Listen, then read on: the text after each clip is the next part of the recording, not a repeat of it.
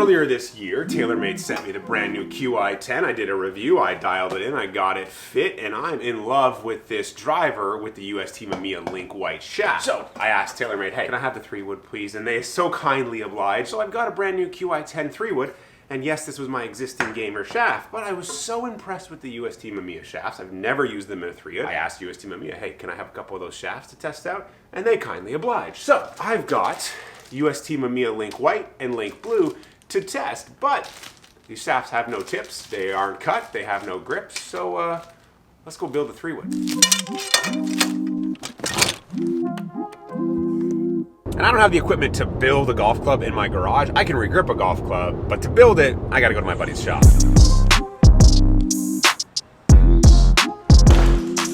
There he is. Hey! Hey man, you ready to build some golf clubs? Let's build some golf clubs. I'm psyched.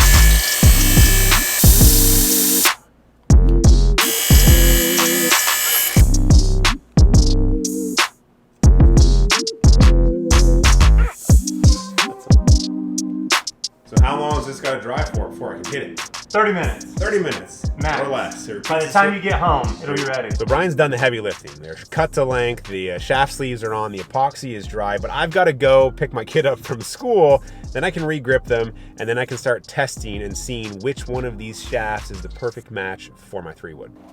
And yeah, Brian, we definitely could have re-gripped these at his shop, but I grew up gripping my own clubs. It was one of the things my dad taught me from an early age. You re-grip your own clubs. I was lucky. He was a club pro. I had access to a shop, so I've been re-gripping my own clubs since junior golf. I just enjoy it. I find it to be somewhat cathartic, so that's why I'm re-gripping these shafts here at home.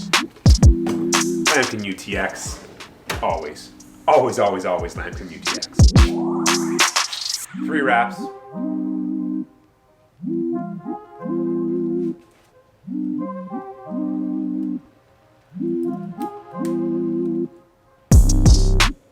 Logo side down, just don't like looking at a logo. And then we just, trust your eye, let this thing dry, grip one more, and then we can start hitting them.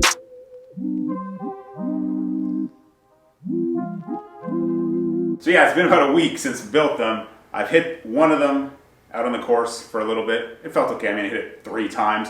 But just for reference, what I'm working off, this is my Stealth 2 Plus that I've been gaming for over a year now, Graphite Design Tour AD. I'm looking for 260 carry, 160 ball speed, launching 12, 13 degrees, spinning around 3,000. So that's kind of what I'm looking for. But beyond that, I'm looking for just more consistency, more predictability, something I really like the look of, something I know I'm not going to hit left on a tee or into a par 5 green, so let's just start testing. I think I want to just move the plate here, because I put it all the way to the front for like the lowest launch I can get. Had that in the Stealth too. I'm gonna move that back. I'm gonna try to mess around with that a little bit.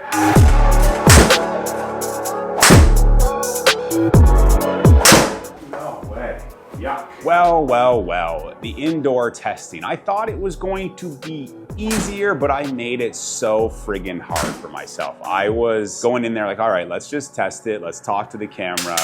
And my focus was just all over the place. Well, ball speed went up right away and I kind of thinned that. That was like a bit of a thin open face. Launched lower, more spin, ball speed went up. Interesting.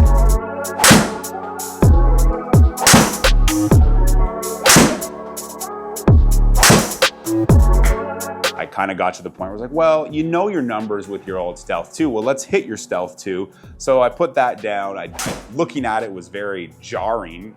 Looking at the QI10, the QI10 looks really good. There's like some subtle changes in the shape of it and not having the kind of the two-tone thing that the Stealth had. I really like how the QI10 head looks at address. Sits a little bit open for me, bumping it down 1 notch. I really, really like that. So I hit a couple with Stealth 2 and that just kind of got my swing all wonky. Then I was like, well, you like these shafts. You kind of feel good with blue. White feels really good when it's good, but the bad wasn't as good as the bad with blue. But what if, because you've been using a 15-degree head for a couple of years now, you go back to the rocket head. I used the rocket head for a few years. I would get the 13.5 degree, add a little bit of loft, which closes the face, the hair, lets me draw it a little bit easier if I need to. So I put the stealth head in the blue shaft. I didn't like looking at it. Looking at QI10, like I said, just looked better to me. I put stealth down. I did not like how it looked. Made a couple bad swings, and I was now searching and messing around too much as opposed to coming into the number dialing with focus. So then I go, all right, slow it down, put blue back in. Blue seemed to be the front runner. Let's just hit some more. I was hitting it well, and then I was like, okay, this is it. Blue is it. And then I looked at it.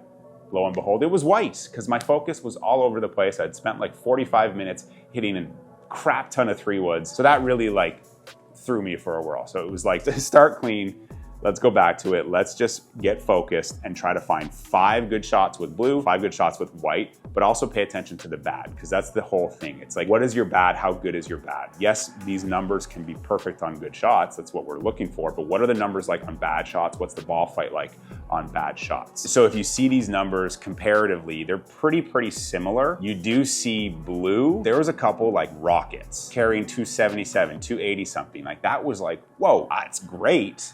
But I want something that's carrying right around 260 to 265. Like, yeah, there's times where you got to pump one into a par 5 where you're like, I'm 300 out, let's get as close as we can. That's nice if that happens. But if I've got 260 into a par 5 and I hit something 280, well, you don't want that. That was just a little bit interesting. But if you look at the numbers, blue was launching slightly lower, spinning a little bit lower, but it was stupid far. And it was a little bit higher height. It was kind of interesting there. White had slightly better spin, slightly better launch, a little bit lower height, but the bad with white wasn't as controllable. I was able to hit white more left than I like. So taking that information, it was like, I think blue's it. Let's take blue out to the golf course, to the driving range, and just see what happens out there. Just played around, got to hit it once. You'll see that in an upcoming video. Yeah, 59 watch is coming back.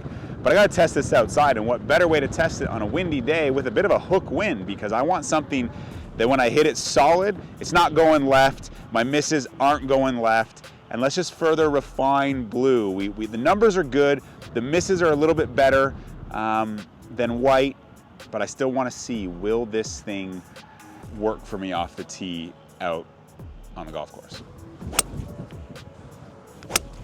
Like that's so good. Little scruffy, launching 13, spinning 25, 262 carry, 153 ball speed. So kind of a high floater, more spin, launching higher. That miss is okay though. Oh my goodness. 260 carry to 157 ball speed, 3,000 spin, launch 11.5. I mean, that's it. That's freaking it. Yep. Little thin. Dang it, didn't pick it up. I think I found it. The more I'm swinging it, the more I'm trusting it, the more consistent, predictable it feels. Like, I don't mind that miss. Just high and floaty.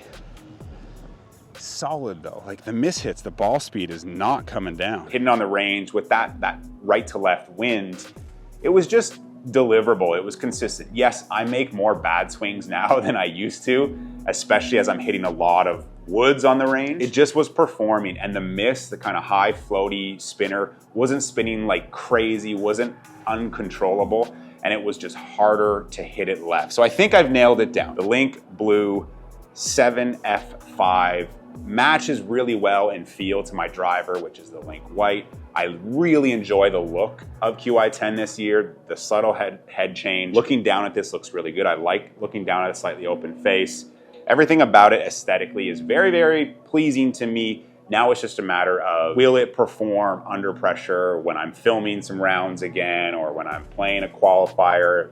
I'm gonna do US Open qualifying. Let's just see what happens. And if I'm not trusting driver, can I put 3-wood in the bag or put it down behind the ball and just know this is gonna hit the fairway, this is gonna be hit well, I got some margin for error. So it's been a fun process. It was cool to kind of show the build like I did back in the day when I was vlogging all of this stuff, but it was also fun to share these numbers and this fitting process. But let me know down below, do you use any UST Mamiya shafts? Are you using the current stuff from TaylorMade? I'd love to know what your 3-wood setup is, because it could just give me something more to think about. So yeah, we'll see you in the next video.